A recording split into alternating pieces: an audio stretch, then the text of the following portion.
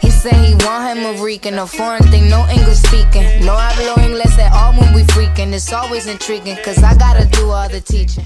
So I'm going to be telling you some stories today from my childhood that were kind of traumatic. I don't know how many I'm actually going to tell you because I wrote down a few. Just depends, I guess, how long I end up rambling, because if this video becomes more than an hour long, I'm going to have to cut it. So let's just get into this, okay? That was my notebook. So the first thing that I have written down is getting my finger stuck in a hole at Chili's. You heard me right. I should have mentioned this before, but I have the most vaguest childhood memories. Like anything before 12 is really, really hard for me to, like, you know? I don't know why. I guess I just like wasn't paying attention. So don't mind me, I'm gonna be trying to like pull stuff in my brain. So when I was growing up, I had a childhood friend. I'm gonna change her name for this story to... I'll change her name to Berry because I have this vape juice here. It's called Berry, which just got all over my hand. So I met Berry around, I don't even know, maybe second grade. And her mom and my mom really hit it off. I think that on this day, we all went to the mall together. And then after the mall, we were all hungry. So there was a Chili's in which we went. So they take us back into a booth. I go in the booth first. Let's say this is the booth. You know, I sit down on the booth and then I have a wall here. Now, this is gonna make me sound so stupid, but I am so stupid. So on this wall, it was like this wood material and it had holes in it.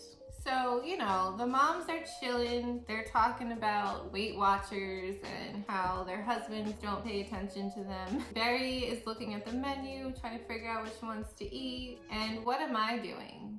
I have not changed much, I guess, since I was that age, because like right now in my life, I'm very fidgety, I'm very restless. If you try to put me in a confined area, I'm gonna be like, I can't sit still for the life of me. So I'm bored at this point. I'm not even concerned about the food, apparently. So I start looking around, like, what can I get into? And I see the wall next to me. And I notice that the wall has holes in it. Saying this out loud, by the way, is just like, I feel really dumb. So yes, I see a hole in the wall and I put my finger, in the hole in the wall at Chili's. And at this point, nobody realizes what I have just done until I go to remove my finger from the wall. And guess what? My finger is stuck in the wall. You know when you put a ring on sometimes and it's like it goes on fine, but when you try to take it off, you can't take it off, and then the more you panic and you're trying to get it off, the more swollen your finger gets. Well, that's what happened to me, but my finger was in a wall, not a ring. So, you know, everyone's going about their business, just chilling, and I'm like, so... My finger is stuck in this wall. So at this point, my friend, Berry, and both of our moms turn to me and they're like, what the f are you doing? And I'm just sat there like with my fingers stuck in a wall. So my mother, being the very sweet lady she is, she's mad. You know what? I can't blame her. I'd be mad if I had a kid and they did some shit like that. So she reaches across the booth and tries to pull my finger out. So then she sits back and she asks me, is this a joke? Are you trying to be funny? And I was like, no, my finger is stuck in this wall. Okay. So when she realizes that I'm legitimately stuck in this wall at Chili's, when our waiter comes back to get our order, she takes this opportunity to tell him that her stupid daughter stuck her stupid finger in your stupid wall, and now she's stupid stuck.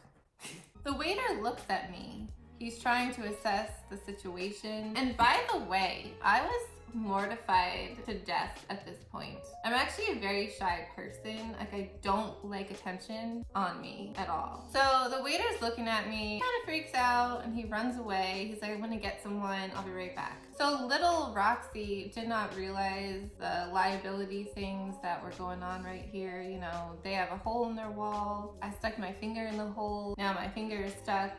You know, I wasn't thinking that far into things. Looking back at it now, I can only imagine the kind of stress that this whole restaurant was in because I stuck my finger in a hole at their restaurant. So this dude runs in the kitchen and then he comes out, this big dude. I think he was actually the chef, and he came out with this big container of butter, and he was like, okay, so this is what we're gonna do. We're gonna butter up your finger and then we're gonna slide it out. this was causing a lot of attention in the entire restaurant because this shit just doesn't happen to normal people. So not only do I have this big ass chef trying to butter up my finger to slip out of a hole, and I have some waitresses just lingering around our table, freaking out. I have Barry's mom, and my mom freaking out. But I have everyone in the restaurant just like looking at us. Mind your business. People get their fingers stuck in holes every day, okay? I wish I could tell you in more detail the rest, but I'm pretty sure I blacked that out because I literally don't remember. I do know that I got my finger out of the hole. I think the butter did help. Obviously I have on my fingers, but I thought it was very, very, very interesting that after that happened, if you go to a Chili's now, they don't have that wall anymore with the hole in it. And it's like they changed their walls. I mean, I didn't go back to a Chili's for like 7 years after that because I was mortified. But I'm pretty sure if you go to one now, you're not gonna see that. So you can thank me for that. All right, let's get on to the second story. So my next childhood traumatic story is when I was, again, my memory is shit, but I think I was either in like 5th or 6th grade. So I don't know how old you are then, what, like 11 or 12, 13? No. Math. I had a best friend. This is a different friend though. I need a name for her. We'll call her Tequila. I don't know. I wish I had some tequila right now, So yes, me and Tequila were very, very close. We became friends during that time in a girl's life where you start to really be interested in boys. I feel like, you know, obviously everyone goes to that stage in their life where they're like boy crazy or girl crazy, but I feel like I took it to a whole other level. I don't know, that could be normal, I don't know. But yes, all that me and, what I call her? Tequila? All me and Tequila would do, like our whole friendship just revolved around talking about boys and who we liked and like etc, etc. We didn't actually get to hang out a lot because, I don't know, it was always something. I didn't have a lot of say in my life. That's a whole, we're not gonna get into that right now. But yeah, I would use school to see my friends. I didn't use it to learn. I just used it to chill and, you know? So me and Tequila, because we couldn't hang out as much as we wanted to, and I never had a cell phone growing up. So it's not like today where you can just text your best friend. It wasn't like that, okay? This is the olden days. We came up with this method, and I feel like this is probably fairly normal. I'm sure there must be someone out there that also used to do this in middle school. I don't know, I could be wrong. But instead of texting each other, we had this notebook that, like, let's say I went to school and I had the notebook, I would write to her in, you know, first and second period, all the stress and boy stuff that's going on in my life. It's just so ridiculous now that I think about it. Then, you know, I'd pass her in the hallway going to third period and I'd hand her the notebook, like a drug dealer trying to hand me some crack. So I'd give her this notebook, and then she would reply to everything that I wrote to her, and then eventually she'd give it back to me, and like I would reply to that. Kind of wild, because that's literally, like, that's just texting now. I'm so old. Anyway, back to the story. So me and Tequila were not dumb. Well, we were. You'll see why. The majority of the stuff that we would write in these notebooks was just about boys. We each had a crush on a boy, and that's all we would talk about. Like, that is all that we would talk about. But because we were, you know, passing this notebook around, and we had code names for the boys that we liked. So let's say I like this guy, Ben. Instead of calling him Ben, I would have a code name like Blue. And I would be like, oh, I saw Blue today in the hallway and he was just so cute. And I think he looked at me and I think we're gonna be together forever and I just love him so much.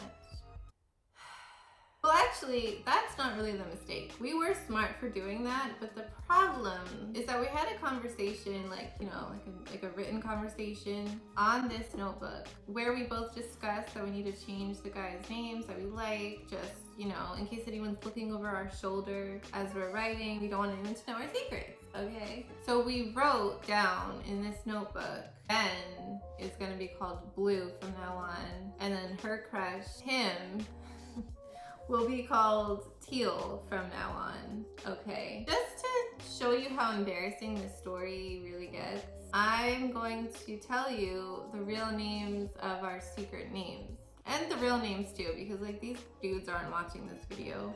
Even if you're watching this, like what do you want from me? I was a little girl, I was confused. I don't want you now, so. So I like this guy named Sean, and his nickname was, oh, this really hurts. It was Snoopy. Snoopy.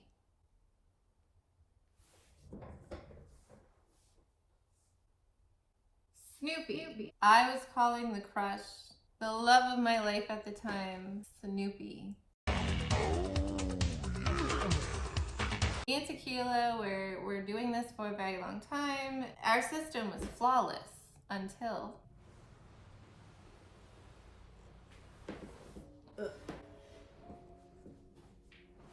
I was trying to do something for comedic effect, but I gave up. One of my last periods of the day was science class. I don't know if every school is set up like this, or I don't even know how school works anymore. I've been out of it for so long. But you know when like you go to a movie theater and there's like the levels get higher as you go up more? Like the classroom that I was in wasn't like your textbook classroom. Instead of having a bunch of desks, we would have, you know, it was like a movie theater. I don't know what I'm pointing at, by the way. Because I was not very good at school and didn't really care much about school, I was always in the back. By this time, I had already written to Tequila. She had written back to me. I wrote back to her, and now I had her entry to write back to. But that's not what happened. So I'm gonna be honest with you, I really did want to blame this on Tequila right now. But like I said, my memory is complete shit, and I don't remember how or who made this mistake, but somehow our little notebook was left somewhere alone. And like I said, I'm sitting on like the top of the seat thing in the classroom. So I can see down upon pretty much everyone in the classroom. In this class, I just so happened to be with my crush and Tequila's crush. And I don't know if I've mentioned this before, but they were best friends. So they're always together. I will never forget this. As shitty as my memory is, I will never forget this. So I'm sitting in science class, you know, dazing off probably because school. And I look down upon my crush and it still hurts to this day. It still hurts. He's sitting like here and then his friend, Tequila's crush, is sitting here.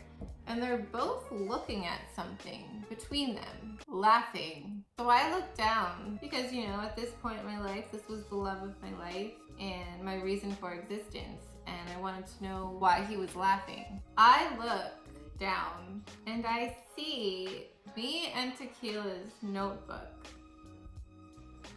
And like I said, majority of it was literally just about them. When I tell you that, I mean, first of all, little girls are dramatic as it is. You know, I feel like they take everything to the extreme. So for that to happen, I just went off the deep end. Again, I don't remember what I did in that moment, but I was mortified.